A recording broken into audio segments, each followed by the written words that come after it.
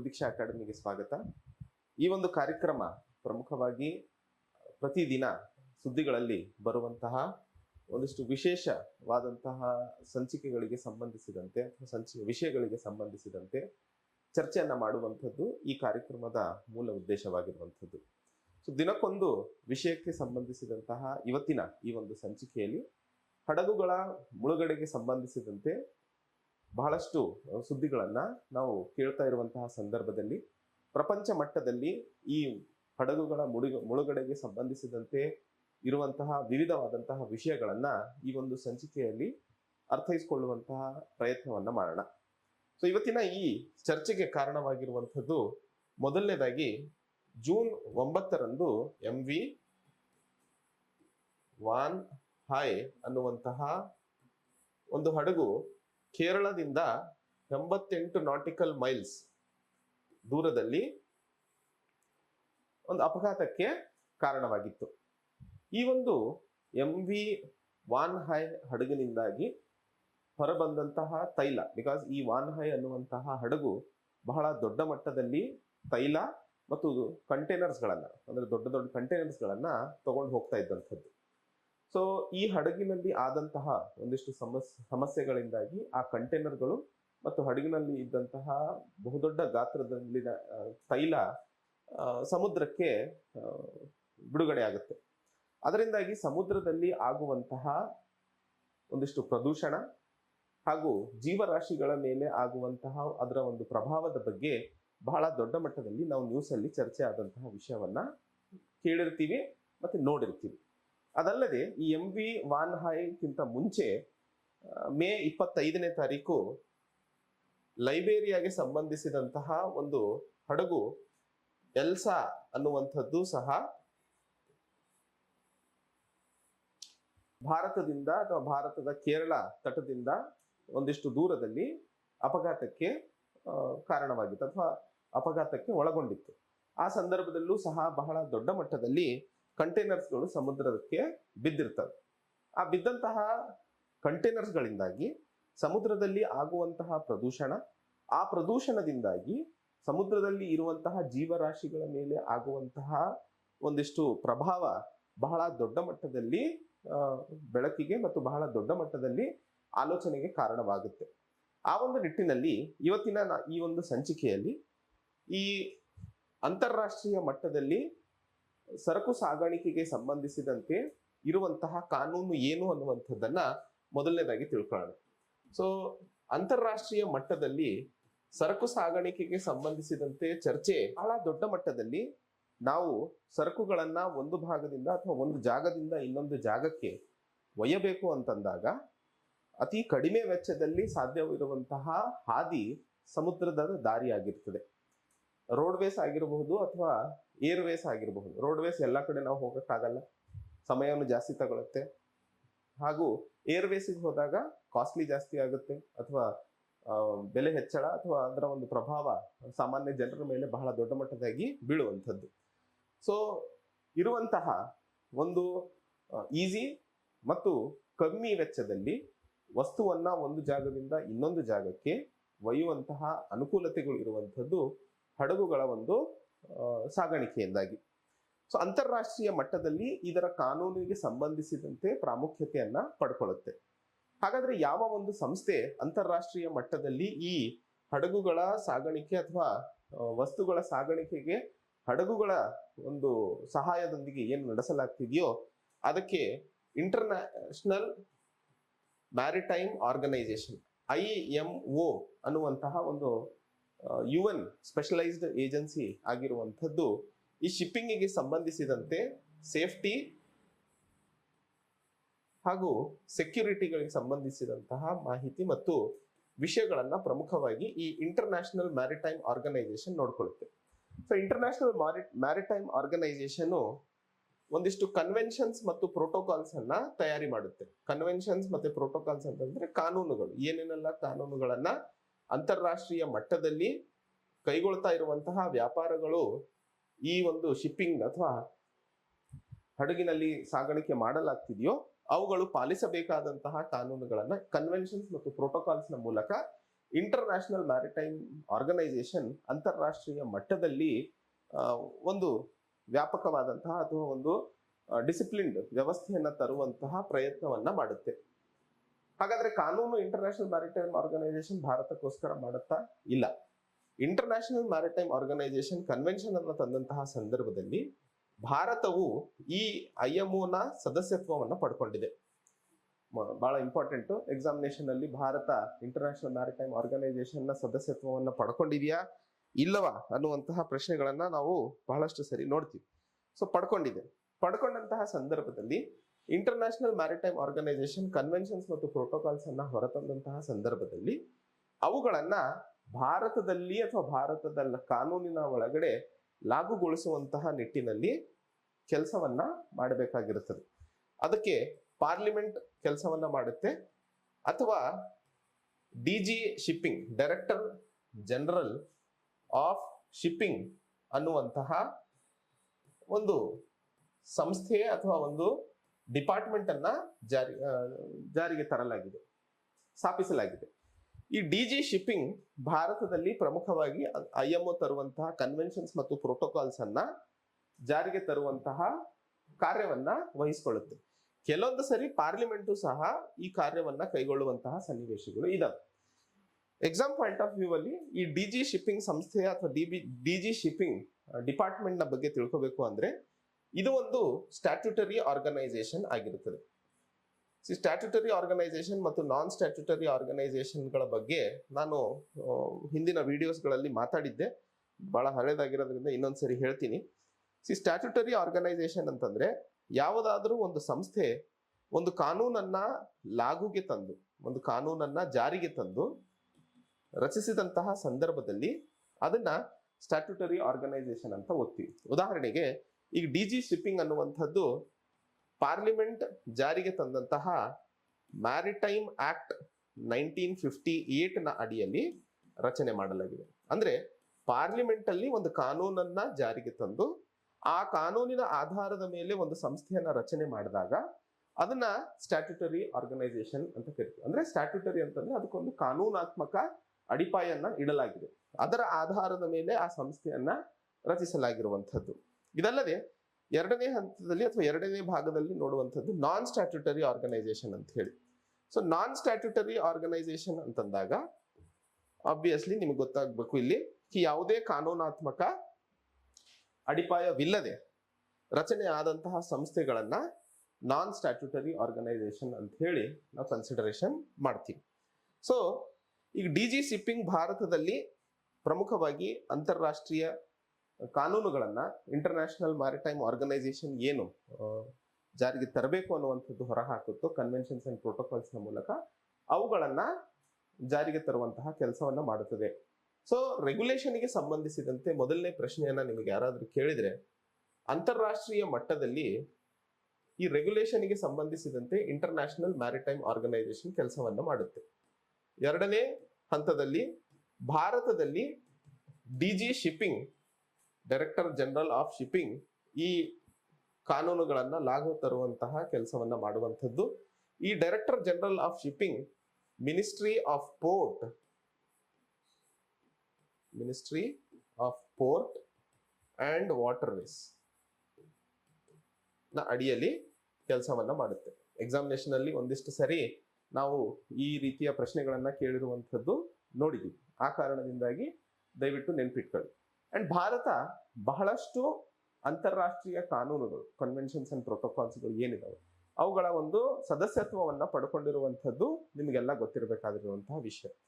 ಆದ್ರೆ ಯಾವುದಾದ್ರೂ ಇದಾವ ಯಾವುದಕ್ಕೆ ಭಾರತ ಇನ್ನೂ ಸಹಭಾಗಿತ್ವವನ್ನ ಪಡ್ಕೊಂಡಿಲ್ಲ ಅನ್ನುವಂಥದ್ದನ್ನ ಕೇಳಿದಾಗ ಬ್ಯಾಲೆಸ್ಟ್ ವಾಟರ್ ಕನ್ವೆನ್ಷನ್ ಇದೆ.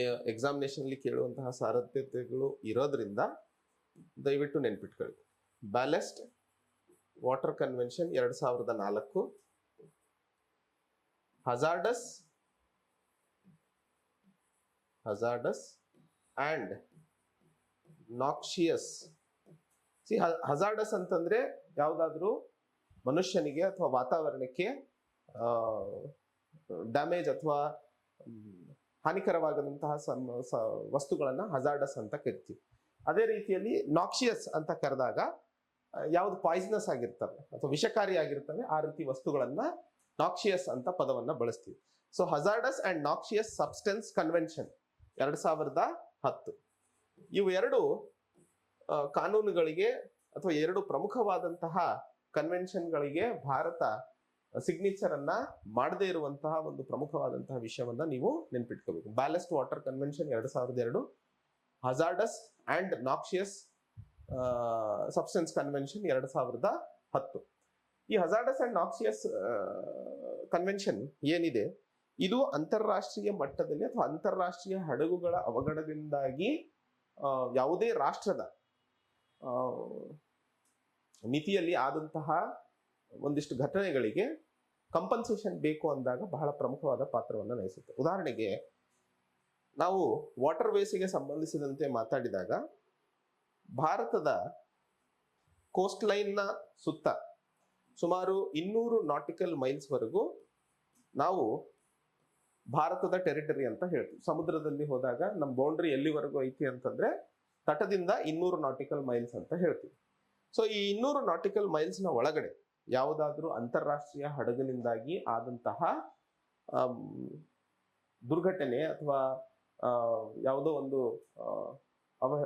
ಅಹಿತಕರ ಘಟನೆ ನಡೆದಂತಹ ಸಂದರ್ಭದಲ್ಲಿ ಆ ಹಡಗಿನಿಂದ ಆದಂತಹ ನಷ್ಟವನ್ನ ಅಥವಾ ನಷ್ಟದ ಪರಿಹಾರವನ್ನ ಯಾರು ಕಟ್ತಾರೆ ಅಂತಂದಾಗ ಈ ಕಾನೂನು ಹಜಾರ್ಡಸ್ ಅಂಡ್ ನಾಕ್ಸಿಯಸ್ ಕನ್ವೆನ್ಷನ್ 2010 ಡಿಫೈನ್ ಮಾಡುತ್ತೆ.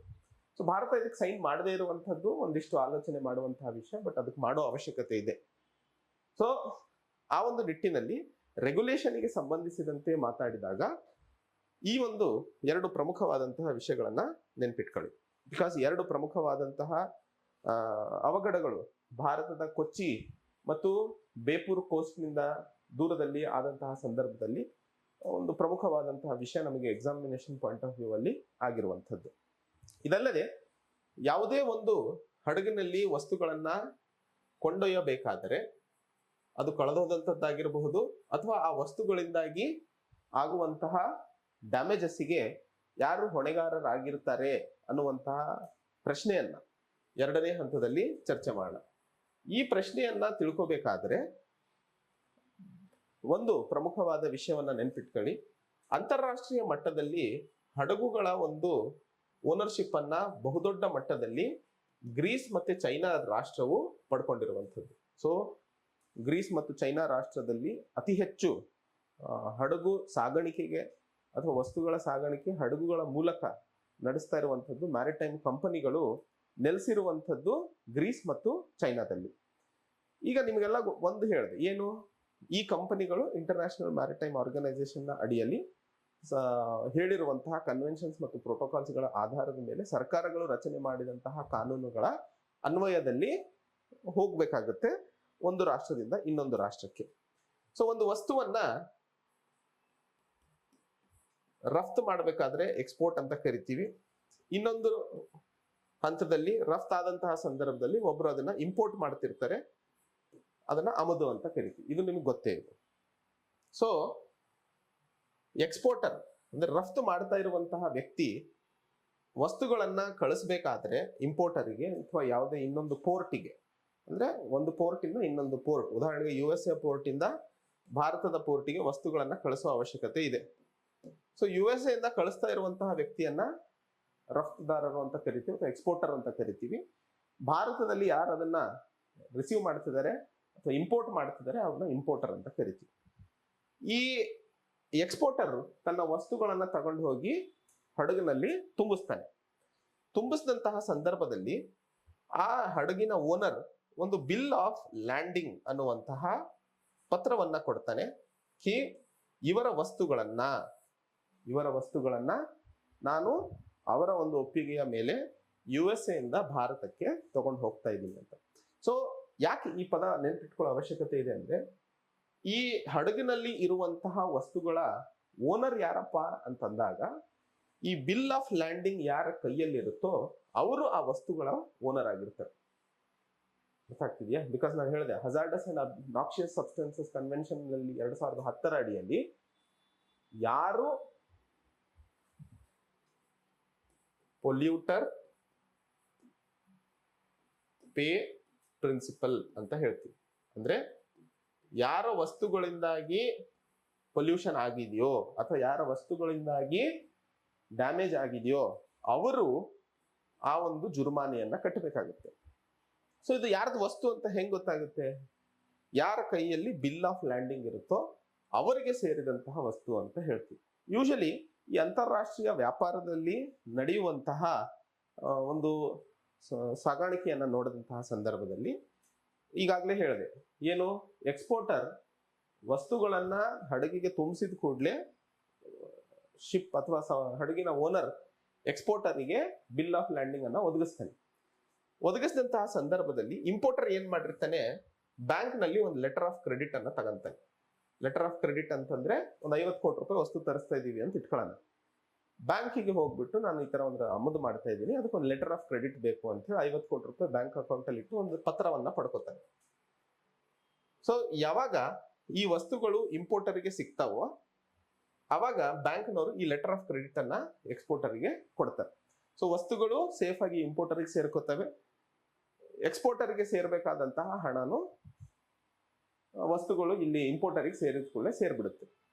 ಸೊ ಇಲ್ಲಿ ಈ ಲೆಟರ್ ಆಫ್ ಕ್ರೆಡಿಟ್ ಮತ್ತು ಬಿಲ್ ಆಫ್ ಲ್ಯಾಂಡಿಂಗ್ ಎರಡು ಪ್ರಮುಖವಾದಂತಹ ಪದಗಳು ಅಂತಾರಾಷ್ಟ್ರೀಯ ವ್ಯಾಪಾರದಲ್ಲಿ ಪ್ರಮುಖವಾದಂಥದ್ದು. ನೀವು ನ್ಯೂಸ್ ಪೇಪರ್ನ ಓದಬೇಕಾದ್ರೆ ಈ ಪದಗಳ ಬಳಕೆ ಆಗ್ತಾ ಇರುತ್ತೆ. ಅದಕ್ಕೋಸ್ಕರ ಇವುಗಳ ಒಂದು ಅರ್ಥ ಒಂದಿಷ್ಟು ಸಿಂಪಲ್ ಟರ್ಮ್ಸ್ ಅಲ್ಲಿ ನೆನ್ಪಿಟ್ಕೊಳ್ಳಿ. ಸೊ ಲಾಸ್ ಅಂಡ್ ಡ್ಯಾಮೇಜ್ ಯಾವುದಾದರೂ ಹಡಗಿನ, ಈಗ ಸಪೋಸ್ ಕೇರಳದ ತಟದಲ್ಲಿ MV ವಾನ್ ಹಾಯ್ ಮಾಡಿದಂತಹ ಒಂದಿಷ್ಟು ತೈಲದ ಏನು ಕಾರಣದಿಂದಾಗಿ ಭಾರತದ ಸುತ್ತಮುತ್ತಲಿನ ಸಮುದ್ರದ ಜೀವರಾಶಿಗಳ ಮೇಲೆ ಆದಂತಹ ವಿನಾಶಕ್ಕೆ ಯಾರು ಹೊಣೆಗಾರರು ಅಂತಂದ್ರೆ ಆ ವಸ್ತುವನ್ನ ಪಡ್ಕೊಂಡಂತಹ ಓನರ್ಶಿಪ್, ಆ ಹಡಗಿನ ಓನರ್, ಆ ಓನರ್ ಸಂಬಂಧಿಸಿದಂತೆ ಆ ವಸ್ತುಗಳು ಯಾರು ಈ ಬಿಲ್ ಆಫ್ ಲ್ಯಾಂಡಿಂಗ್ ಅನ್ನ ಪಡ್ಕೊಂಡಿರ್ತಾರೋ ಅವರು ಆ ಜವಾಬ್ದಾರಿಯನ್ನ ವಹಿಸ್ಕೊಂಡಿರ್ಬೇಕಾಗಿರುತ್ತದೆ. ಇದಲ್ಲದೆ ಇನ್ನೊಂದು ಪ್ರಮುಖವಾದಂತಹ ಟರ್ಮ್ ಇಲ್ಲಿ ತಿಳ್ಕೊಬೇಕಾಗಿರುವಂಥದ್ದು, ಅಂತಾರಾಷ್ಟ್ರೀಯ ಕಾನೂನಿನ ಅಡಿಯಲ್ಲಿ ಬರುವಂತಹ ಹಡಗು ಕಂಪನಿಗಳ ಮೇಲೆ ಇದು ಅನ್ವಯವಾಗುತ್ತೆ. ಹಾಗಾದ್ರೆ ಪ್ರಪಂಚದಲ್ಲಿ ಯಾವುದಾದ್ರೂ ರಾಷ್ಟ್ರಗಳು ಈ ಒಂದು ಕಾನೂನನ್ನ ಬಿಕಾಸ್ ಮನುಷ್ಯ ಎಲ್ಲಿವರೆಗೂ ಇದಾನೋ ಅಲ್ಲಿವರೆಗೂ ಅಡ್ಡದಾರಿಯನ್ನ ಹಿಡಿತಾನೆ. ಆ ರೀತಿಯ ರಾಷ್ಟ್ರಗಳು ಯಾವುವು ಅಂತ ಕೇಳಿದಾಗ ಲೈಬೇರಿಯಾ ಮತ್ತು ಮಾರ್ಷಲ್ ಐಲ್ಯಾಂಡ್. ಸೊ ಲೈಬೇರಿಯಾ ಮತ್ತು ಮಾರ್ಷಲ್ ಐಲ್ಯಾಂಡ್ ನಲ್ಲಿ ಇರುವಂತಹ ಈ ಹಡಗು ಕಂಪನಿಗಳು ಈ ಕಾನೂನಿನ ಅಡಿಯಲ್ಲಿ ಬರೋದಕ್ಕೆ ತನ್ನ ಸಮ್ಮತಿಯನ್ನ ಕೊಟ್ಟಿಲ್ಲ. ಅದಕ್ಕೆ ಅವುಗಳನ್ನ ಫ್ಲಾಗ್ ಆಫ್ ಕನ್ವೀನಿಯನ್ಸ್ ರಾಷ್ಟ್ರಗಳು ಅಂತ ಹೇಳಿ ಇಂಟರ್ನ್ಯಾಷನಲ್ ಮ್ಯಾರಿಟೈಮ್ ಆರ್ಗನೈಸೇಷನ್ ನ ಅಡಿಯಲ್ಲಿ ಕರಿತೀವಿ. ಫ್ಲಾಗ್ ಆಫ್ ಕನ್ವೀನಿಯನ್ಸ್ ನೆನ್ಪಿಟ್ಕೊಳ್ಳಿ. ಈ ಪದಗಳು ಬಹಳ ಇಂಪಾರ್ಟೆಂಟ್, ಬಿಕಾಸ್ ಇದ್ರ ಸುತ್ತ ಏನ್ ಕಥೆನ ಮಾತಾಡ್ತಾ ಇದೀವೋ ಅದಕ್ಕಿಂತ ಇಂಪಾರ್ಟೆಂಟ್ ಈ ಪದಗಳು. ಸೊ ಇಂಟರ್ನ್ಯಾಷನಲ್ ಮ್ಯಾರಿಟೈಮ್ ಆರ್ಗನೈಸೇಷನ್ ನ ಅಡಿಯಲ್ಲಿ ಒಂದಿಷ್ಟು ಕಾನೂನುಗಳನ್ನ ಏನು ತಯಾರಿ ಮಾಡಲಾಗಿದೆಯೋ, ರಚನೆ ಮಾಡಲಾಗಿದೆಯೋ, ಆ ಕಾನೂನುಗಳ ದಾಯಿರೆಯಲ್ಲಿ ಬರದೆ ಒಂದಿಷ್ಟು ಅಡ್ಡದಾರಿಗಳನ್ನ ಹಿಡಿದು ಅಥವಾ ವೇವ್ ಆಫ್ ಮಾಡ್ಕೊಳ್ಳುವಂತಹ ಪ್ರಯತ್ನಗಳನ್ನ ನಡೆಸುವಂತಹ ರಾಷ್ಟ್ರಗಳಲ್ಲಿ ಲೈಬೇರಿಯಾ ಮತ್ತು ಮಾರ್ಷಲ್ ಐಲ್ಯಾಂಡ್ಸ್ ಅನ್ನ ಕಾಣಿಸ್ಕೊಳ್ತೀವಿ. ಈ ರಾಷ್ಟ್ರಗಳನ್ನ ಫ್ಲಾಗ್ ಆಫ್ ಕನ್ವೀನಿಯನ್ಸ್ ರಾಷ್ಟ್ರಗಳು ಅಂತ ಹೇಳಿ ಕರಿತೀವಿ ಅನ್ನುವಂಥದ್ದನ್ನ ಸಹ ಪ್ರಮುಖವಾಗಿ ನೀವು ಇಲ್ಲಿ ನೆನ್ಪಿಟ್ಕೋಬೇಕಾಗಿರುವಂತಹ ವಿಷಯ. ಈಗ ಯಾಕೆ ಅತಿ ಹೆಚ್ಚು ಹಡಗುಗಳು ಮುಳುಗಡೆ ಆಗ್ತಾ ಇದ್ದಾವೆ ಅನ್ನುವಂತಹ ಮೂರನೇ ಪ್ರಶ್ನೆಯನ್ನ ನೋಡೋಣ. ಮೂರನೇ ಪ್ರಶ್ನೆಗೆ ಬಂದಂತಹ ಸಂದರ್ಭದಲ್ಲಿ ಯಾಕೆ ಅತಿ ಹೆಚ್ಚು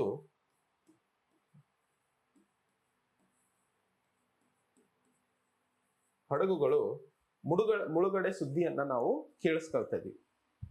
ಸಮುದ್ರದಲ್ಲಿ ಹೋಗ್ತಾ ಇರುವಂತಹ, ಯಾಕಂದ್ರೆ ತಂತ್ರಜ್ಞಾನ ಜಾಸ್ತಿ ಆಗಿದೆ, ಹಡಗು ತಯಾರಿಸುವಂತಹ ವಸ್ತುಗಳ ಬಳಕೆ ಏನಾಗ್ತಿದೆ ಅವು ಸಹ ಬಹಳ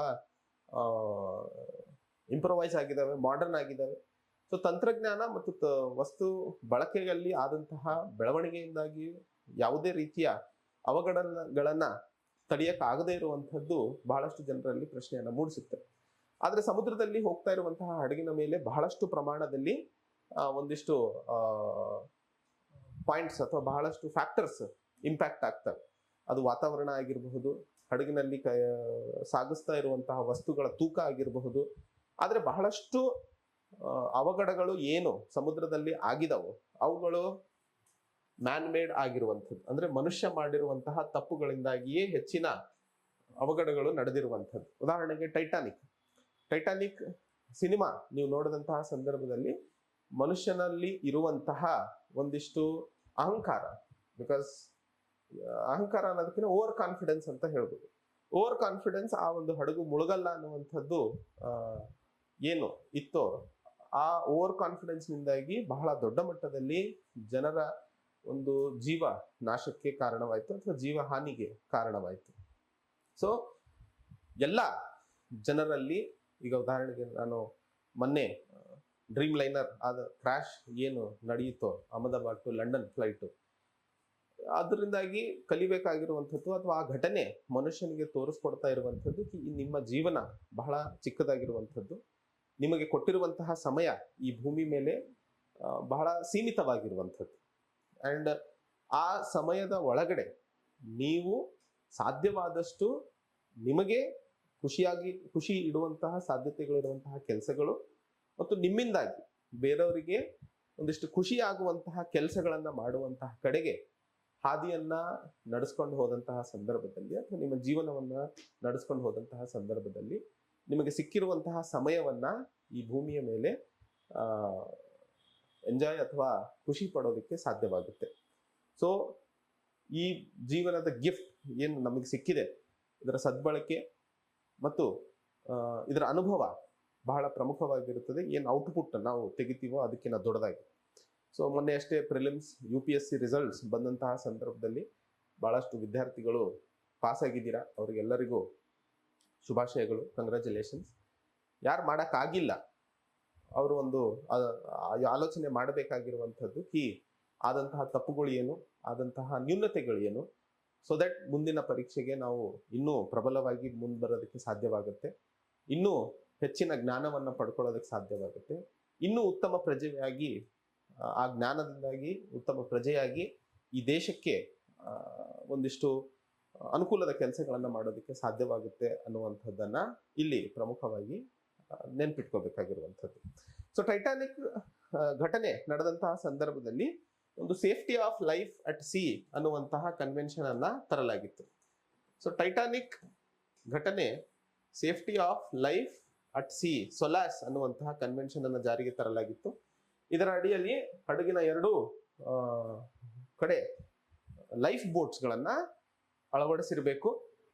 ಆ ಲೈಫ್ ಬೋಟ್ಸ್ಗಳು ಹಡಗಿನಲ್ಲಿ ಇರುವಂತಹ ಜನರನ್ನ ಒಂದು ವೇಳೆ ಯಾವುದೇ ಅವಘಡ ನಡೆದಂತಹ ಸಂದರ್ಭದಲ್ಲಿ, ಯಾವುದೇ ಇನ್ಸಿಡೆನ್ಸ್ ನಡೆದಂತಹ ಸಂದರ್ಭದಲ್ಲಿ ಅವರ ರಕ್ಷಣೆಗೆ ಬೇಕಾದಷ್ಟು ಲೈಫ್ ಬೋಟ್ಸ್ಗಳು ಇರಬೇಕು ಅನ್ನುವಂಥದ್ದು ಈ ಒಂದು ಸೊಲಾಸ್ ಕನ್ವೆನ್ಷನ್ ನ ಉದ್ದೇಶವಾಗಿರುತ್ತದೆ. ಸೊ ಲೈಫ್ ಬೋಟ್ಸ್ ಎಷ್ಟಿರ್ಬೇಕು? ಈಗ ಒಂದ್ ಕಡೆ ಹೋಗೈತಪ್ಪ, ಇವ್ 4 ಸೇರಿ ಬೋಟಲ್ಲಿ ಇರುವಂತಹ, ಸಪೋಸ್ ಬೋಟಲ್ಲಿ ಒಂದು 20 ಜನ ಇದ್ದಾರೆ, ಅವ್ರಿಗೆ 4 ಬೋಟ್ ಸಾಕಾಗ್ತವೆ. ಆದ್ರೆ ಈ 2 ಬೋಟ್ ಟಿಲ್ಟ್ ಆಗ್ಬಿಟ್ಟು ಸಮುದ್ರ ಈ ಕಡೆ ಬಿತ್ತು. ಸೊ ಅವಾಗ ಈ ಕಡೆ 4 ಇರಬೇಕು. ಅಂದ್ರೆ ಒಟ್ಟು 2 ಕಡೆ ಹಡಗಿನಲ್ಲಿ ಇರುವಂತಹ ಜನರನ್ನ ಸುರಕ್ಷಿತವಾಗಿ ಸಂರಕ್ಷಣೆ ಮಾಡುವಂತಹ ನಿಟ್ಟಿನಲ್ಲಿ ಬೇಕಾದಷ್ಟು ಲೈಫ್ ಬೋಟ್ಸ್ ಗಳನ್ನ ಅಳವಡಿಸಿರಬೇಕು ಅನ್ನುವಂಥದ್ದು ಈ ಸೊಲಾಸ್ ಕನ್ವೆನ್ಷನ್ ನಲ್ಲಿ ಮಾಡಿರುವಂತಹ ಒಂದು ಕಾನೂನಾಗಿರುತ್ತದೆ. ಸೊ ಪ್ರತಿಯೊಂದು ಘಟನೆ ಒಂದು ಹೊಸ ಅಧ್ಯಾಯವನ್ನ, ಒಂದು ಹೊಸ ನ್ಯೂನತೆಯನ್ನ ತಿಳಿಸ್ಕೊಟ್ಟು ಆ ನ್ಯೂನತೆಗಳ ಮೇಲೆ ಕೆಲಸ ಮಾಡಿ ಈ ಹಡಗು ಸಾಗಾಣಿಕೆಯಲ್ಲಿ ನಡೀತಾ ಇರುವಂತಹ ವ್ಯಾಪಾರದಲ್ಲಿ ಸಮಸ್ಯೆಗಳನ್ನ ಪರಿಹರಿಸೋದಕ್ಕೆ ಪ್ರಯತ್ನಗಳನ್ನು ನಡೆಸ್ತಾ ಇರುವಂಥದ್ದು. ಸೊ ಶಿಪ್ಪಿಂಗ್ ಇಂಡಸ್ಟ್ರಿ ಬಹಳ ಪ್ರಮುಖವಾದಂತಹ ಒಂದು ಮೀನ್ಸ್ ಆಗಿರುವಂಥದ್ದು. ಅಂತಾರಾಷ್ಟ್ರೀಯ ವ್ಯಾಪಾರದಲ್ಲಿ ಇದರ ಒಂದು ಸಂರಕ್ಷಣೆ ಹಾಗೂ ಇದರ ಒಂದು ಕಲಿಕೆ ಯಾವುದೇ ಆರ್ಥಿಕ ವ್ಯವಸ್ಥೆಗೆ ಬಹಳ ಪ್ರಮುಖವಾಗಿರುತ್ತದೆ. ಆ ಒಂದು ನಿಟ್ಟಿನಲ್ಲಿ ಶಿಪ್ಪಿಂಗ್ ಇಂಡಸ್ಟ್ರಿಗೆ ಸಂಬಂಧಿಸಿದಂತೆ ಬಹಳಷ್ಟು ವಿಷಯಗಳನ್ನು ನಾವು ಇವತ್ತಿನ ಸಂಚಿಕೆಯಲ್ಲಿ ತಿಳ್ಕೊಂಡಿದ್ವಿ. ಮುಂದಿನ ಸಂಚಿಕೆಯಲ್ಲಿ ಇನ್ನೂ ಹೆಚ್ಚು ವಿಷಯಗಳನ್ನ, ಇನ್ನೂ ಹೆಚ್ಚು ಮಾಹಿತಿಯನ್ನ, ಇನ್ನೂ ಹೆಚ್ಚಿನ ಪ್ರಶ್ನೆ ಮತ್ತು ಉತ್ತರಗಳ ಸಂಚಿಕೆಯನ್ನ ನಡೆಸೋಣ. ಇವತ್ತಿನ ಈ ಸಂಚಿಕೆಗೆ ಸಂಬಂಧಿಸಿದಂತೆ ನಿಮಗೆ ಏನಾದರೂ ಡೌಟ್ಸ್ ಇದ್ರೆ ದಯವಿಟ್ಟು ಕಮೆಂಟ್ ಮಾಡಿ. ಮುಂದಿನ ಸಂಚಿಕೆಗಳಲ್ಲಿ ನಿಮಗೆ ಬೇಕಾದಂತಹ ಯಾವುದಾದ್ರೂ ವಿಷಯಕ್ಕೆ ಸಂಬಂಧಿಸಿದಂತೆ ಒಂದು ಚರ್ಚೆ ನಡೆಸುವಂತಹ ಆಸೆ ಅಥವಾ ಆಸಕ್ತಿ ನಿಮ್ಮಲ್ಲಿದ್ದಂತಹ ಸಂದರ್ಭದಲ್ಲಿ ಅದನ್ನು ಸಹ ಕಮೆಂಟ್ ಮಾಡಬಹುದು ಅಂತ ಹೇಳ್ತಾ, ಮತ್ತೊಮ್ಮೆ ಒಂದಿಷ್ಟು ದಿನ ಗುರುದೀಕ್ಷಾ ಅಕಾಡೆಮಿ ಗ್ಯಾಪ್ ಆಗಿತ್ತು. ಈ ಒಂದು ಕಾರ್ಯಕ್ರಮದೊಂದಿಗೆ ಮತ್ತೆ ನಮ್ಮ ಜ್ಞಾನದ ಒಂದು ಹಾದಿಯನ್ನ ಮುನ್ನಡೆಸ್ಕೊಂಡು ಹೋಗೋಣ ಅಂತ ಹೇಳುತ್ತಾ ಇವತ್ತಿನ ಈ ಸಂಚಿಕೆಯನ್ನು ಇಲ್ಲಿಗೆ ಮುಗಿಸ್ತೇನೆ. ಜೈ ಹಿಂದ್, ಜೈ ಕರ್ನಾಟಕ.